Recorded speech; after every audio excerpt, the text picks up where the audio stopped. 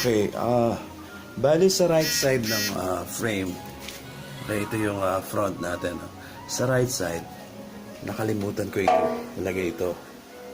Okay? Ito ay ilalagay, ipapatong mo muna dito. Pasok yan siya. Ayan. So, titignan mo, nandyan yung butas. Okay? Bago mo ilalagay yung foam na to. Bago natin ilalagay yung foam. Ayan. At saka natin ipapatong itong grinding portion. Bali, ito na yung na-assemble ko sa right side. Papatong natin dito. Okay? Okay, gusto ko munang pakita sa inyo yung itsura ng machine na buo na. And then, papakita ko sa inyo kung paano natin ito ay binuo dito sa susunod na video. Make sure nakalagay yung foam dito na seal. And then dito rin, sa baba. Bali, bago ko pinatong itong grinding portion, ipinasok ko muna ito dun sa butas. Okay? Ito ay naka-separate. I-insert nyo lang dun sa ilalim muna na ito. Insert mo na to bago nyo ipatong yung sealer na foam. Okay? Insert ito bago yung sealer. And then bago ipatong nyo to.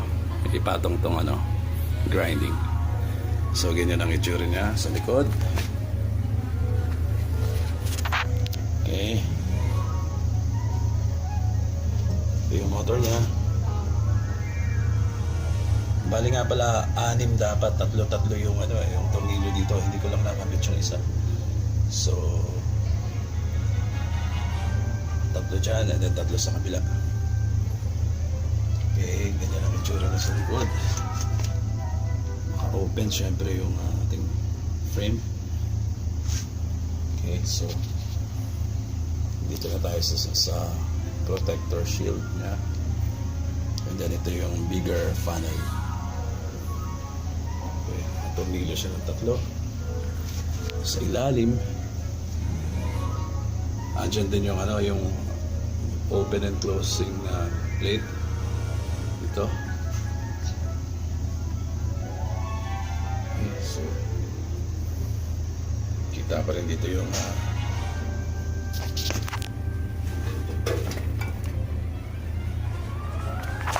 butas. Ayan. So, pupunta naman tayo sa kabilang side. Kabilang side ng machine. Okay?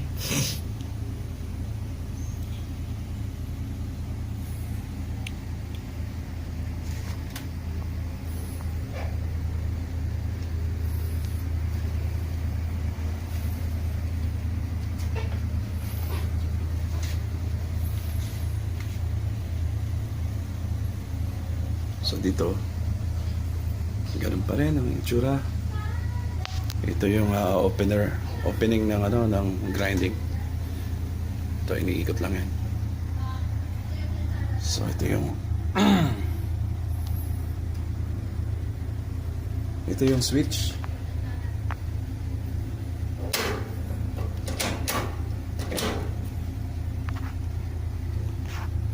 Yung motor. So, tignan nyo rin kung masikip to dahil syempre may vibration yan. Kaya magandang tama lang ang sikip. So, yan ang itsura sa kabilang side o sa harap.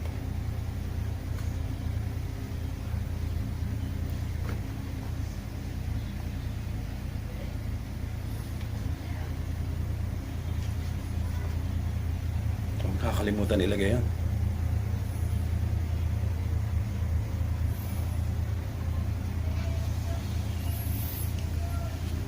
Alright, so pag meron kayong tanong sa pag-assemble nito, i-message nyo lang kami para mag-guide namin kayo. Okay? So, yan lang po. Maraming salamat.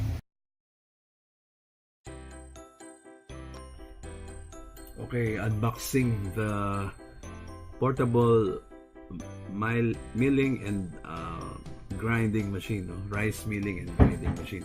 Bali naka-compact ito sa box at nakatali ng mga arambre yung mga parts. Okay, so isa-isahin natin yan. May nakatali siya ng arambre. And then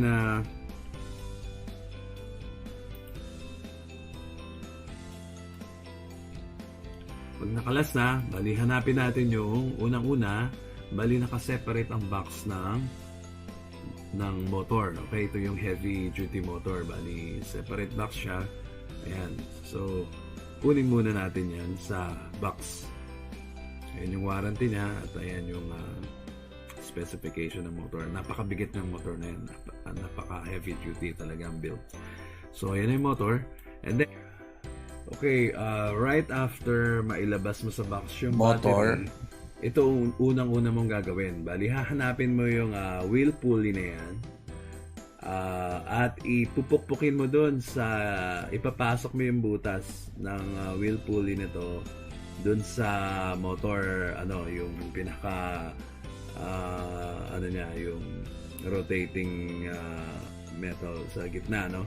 Bali, papasok mo yan. Make sure yung outer ay mas malaking circle dahil meron niyang maliliit na circle sa loob. Okay? So, wag ka magkakamaling baliktarin yan dahil medyo tricky yan. Iba ang itsura dito, no? So, once na mapukpok mo na yan, make sure aligned yung papasukan ng small pin, yung lock dito sa gitna. Meron niyang pin. Okay?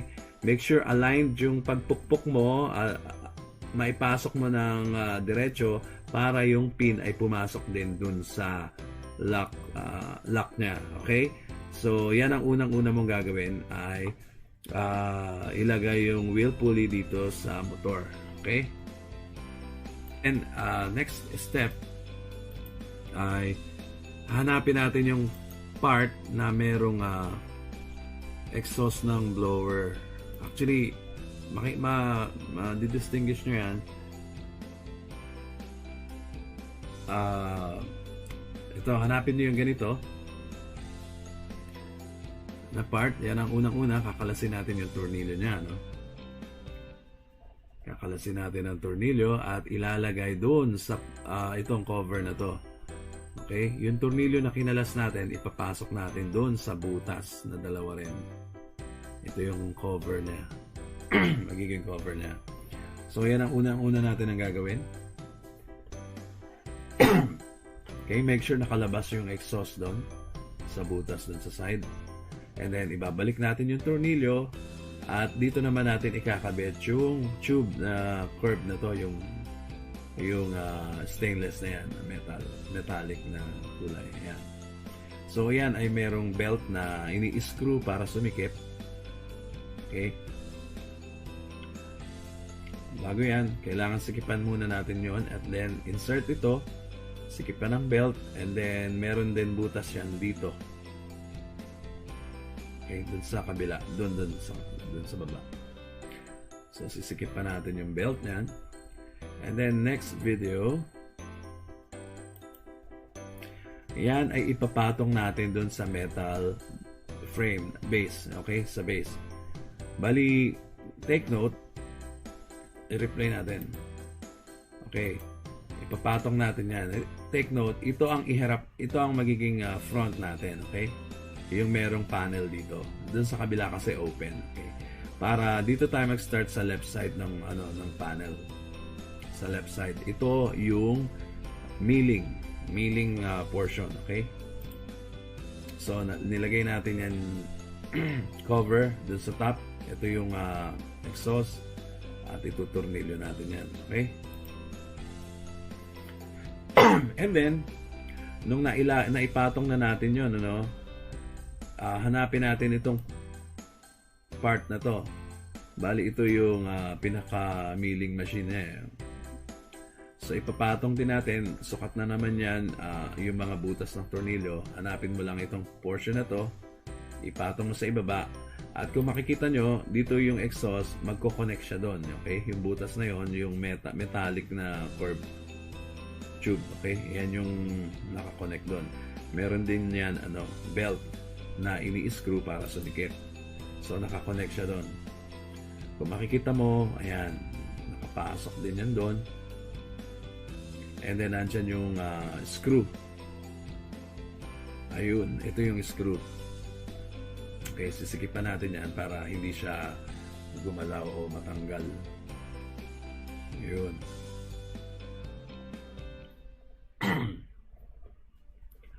So, pag nasikipan mo na, okay. Yan. Yan ang itsura na. And then next video, next step, ang gagawin naman natin ay hahanapin natin ngayon. Okay, dito naman tayo sa right side ng ng ating machine. Ito yung grinding, Kung mapapansin mo, may white akong nilagay dito sa ilalim. Meron kang makikita nito, ipatong mo muna yan dun sa frame bago mo ipatong yung pinaka-machine ng grinding. Okay? Medyo may mga gap lang yung kuha natin ng video, pero very straightforward, napakadali lang naman yan. So make sure itong wheel ay nasa loob, facing inward. Okay, magkakaharap sila dyan. So yan, nakapatong doon sa right side. Dito sa part na to, yung may nakalimutan na ilagay muna sa ilalim bago ko ipatong ang grinding. So, mapapanood sa unahan ng video na to. Next step, ang ginagawa natin ngayon ay ayun, sinisikipan ko po. Sinisikipan natin yung ating mga tornilyo.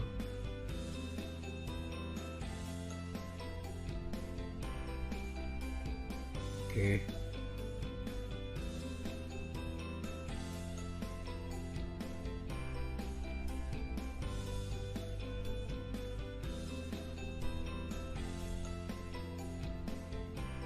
So, dito tayo sa grinding portion sa right side. Okay? Ito yung front natin ng machine. Okay, pag nasikipan na, medyo mabagal ako. Okay, so, alright. Make sure pantay-pantay ang patong. Hindi basta-basta lang. Kasi medyo kailangan mag-align din yung mga belt na ilalagay natin. So, okay, nasikipan na. Ayan na siya. And the next video, nabubuksan yun. Bali, ito yung grinding, no? Meron tayong handle dito na ina-unscrew na knob. Okay, nabuksan ko. And then, merong 3 screw dyan sa loob. Tatanggalin natin yan. Ayun. At yun din ang ikakabit natin. Itong portion na to, itong part na to, ay another in-attach natin doon. Bali, ayan, 3 screws. Meron din tayong parang foam dyan na seal na protector. Hanapin mo lang yan, malalaman mo naman sa shape bago mo ilagay itong part na to. Ayan. So, nabubuksan naman to, makikita mo yung lock na. Okay, next. Ikinabit ko na rin tong parang container kung saan mo ilalagay, papadaluin yung mga corn, diba? Ayan yun. So, may 4 na small screws dyan. Straightforward din. Madali naman ikabit. 4 na screws. And then, susunod, bali yung cover nito, pinalitan ko yung screw dito ng merong knob. Okay? Na red. Previously, ang screw niya ay ganito. Yung mga nakalagay lang ay yung small na ganyan, na blue. Tapos yung red, ganyan. Nilagay ko dyan. Tsaka yung pinaka-door niya. Okay? Yung cover. And then, meron din siya doon. Tinanggal ko rin yung screw doon na small, na kulay blue. At pinalitan ko ng red. Diyan naman natin ilalagay yung plate. Meron tayong plate dyan na parang magiging close and open itong ating funnel dito. Diyan ilalagay yung plate. Okay? Yung small plate. Ayun yung plate. So yan, i-insert natin yan doon sa isa doon, yan sa right. Okay, and then para mag-close yung butas ng funnel. Okay, dyan ka mag-a-adjust ng flow kung gaano kalakas yung daloy ng corn, for example. Yan.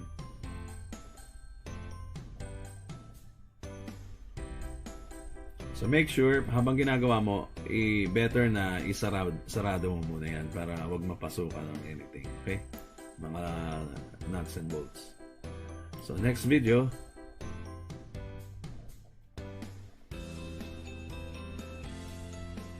nalagay ko na yun. Okay? So ang susunod na step, ayun, meron na naman ako ilalagay dito na yung color red na screw. Dahil maglalagay din tayo dyan ng small plate para sa close and open itong funnel dito para sa milling. Okay, palitan na natin yung screw nya at ilagay natin yung small plate.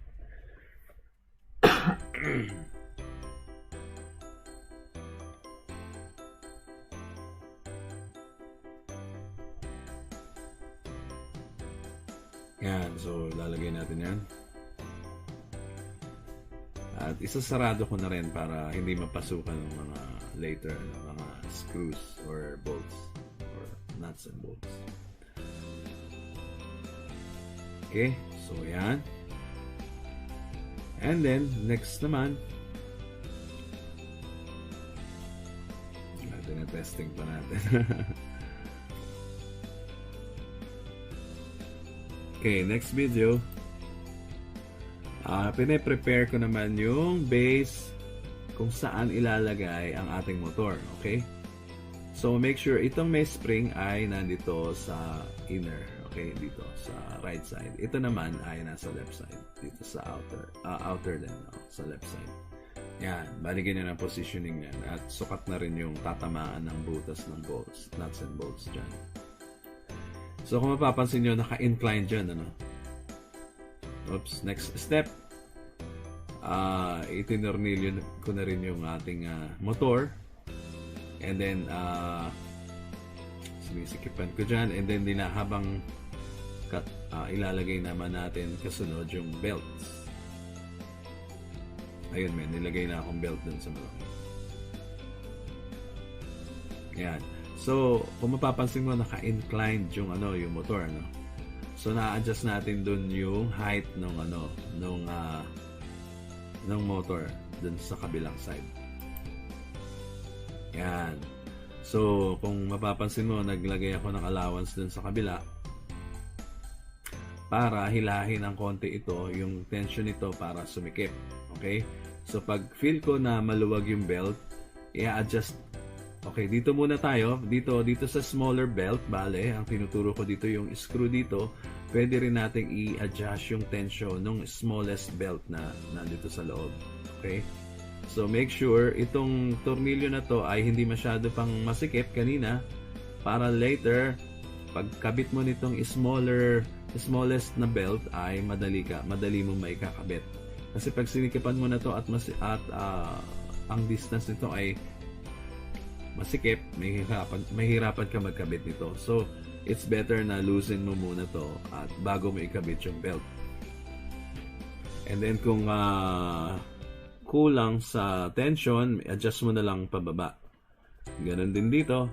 Okay, kung makikita mo, naglagay ako ng allowance to, no, sa left.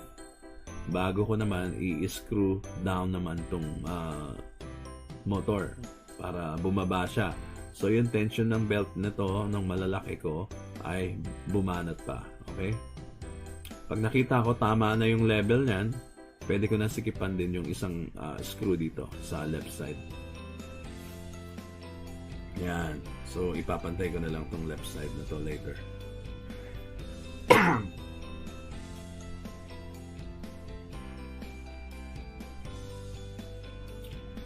Okay, dito ginawa ko pala ay inangat ko and then bago ko nilagay yung belts. Okay? So, mas madali. So ayan, nakita ko na maganda na yung tension ng mga belts ko. Bali, 4 na belts yan. 3 malalaki at 1 maliit. And then, tsaka ako ngayon sisikipan tong 2 screws na to. The next video. Okay. Nilagay ko na rin itong switch natin. Ito yung switch for milling and grinding. Okay? 3, left and right lang yan. Bali, switch to the left, ito magpa-function. Switch to the right, ito magpa-function sa kabila. So, straightforward din ang pagkabit niyan. Bali, sa likod, eksakto lang yung mga tornilyo nun. Madali lang ikabit yung switch. So, ayan, sisilip ko lang kung maganda yung alignment. By the way, kung makikita mo tong red na to, ito ay adjuster mo ng kung medyo madumi yung palay daw, sabi ng aming manufacturer. Kung madumi ang palay, dito ka mag-adjust. Iikot-ikot mo lang yan. Play around, okay? Ikot mo lang yan. Kung medyo marumi yung palay, dito ka mag-adjust. Yun ang pagka-explain na sa akin. And then, ito namang knob na to, na silver. Okay, itong silver knob na to, kung maraming basag na bigas, yung nadurog, okay? Diyan ka mag-a-adjust para buo ang lalabas. Maraming buo kaysa dun sa durog, okay? Diyan na kokontrol. So, kinabit ko na rin to. Bali, ayan yung dadaanan ng bigas. Straightforward, 2 screw. Ayan ang daluyan ng bigas.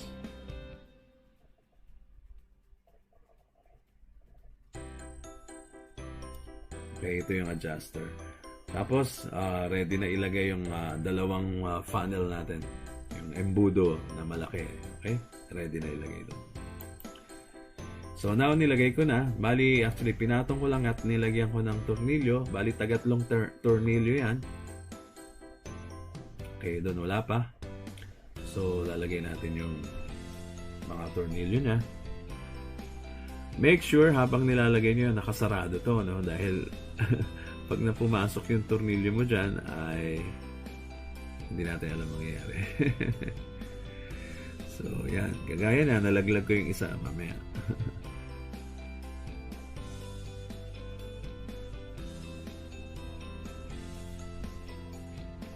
So, ikakabit natin yan. Ayun, nalaglag. Dadamputin ko, buti na lang, nakasarado yun. So, make sure nakasarado bago mo ilagay ito.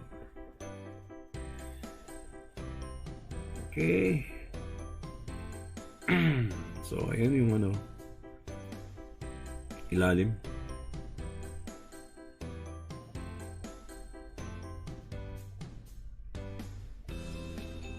So, forward. Almost ready na ang ating machine. Okay? Pero may kulang pa, no? Ano ang kulang? So, tinitignan ko lang dyan kung okay na ba yung kompleto na ba. Pero meron ako nakalimutan yung shield dito sa ating moving parts na dito sa mga belts na to.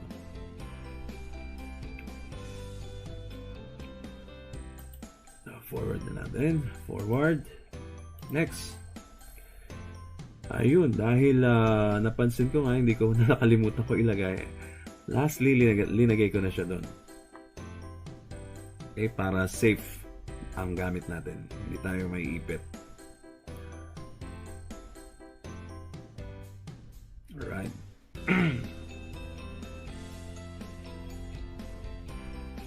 So, tignan nyo lang ang itsura. Bali, yan ang magiging itsura ng ating machine. Ang kulang pa ay, by the way, may nakalimutan pa akong ilagay. So, almost ready na, pero meron pa akong nakalimutan, is forward ko na to.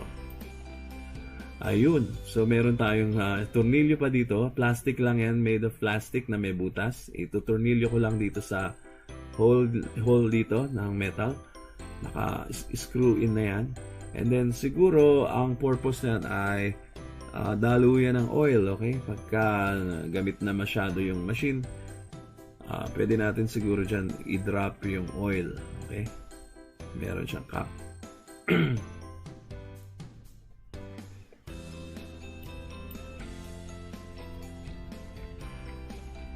So, sikipan ko lang yan. And then next video, ito na ang itsura ng ating machine.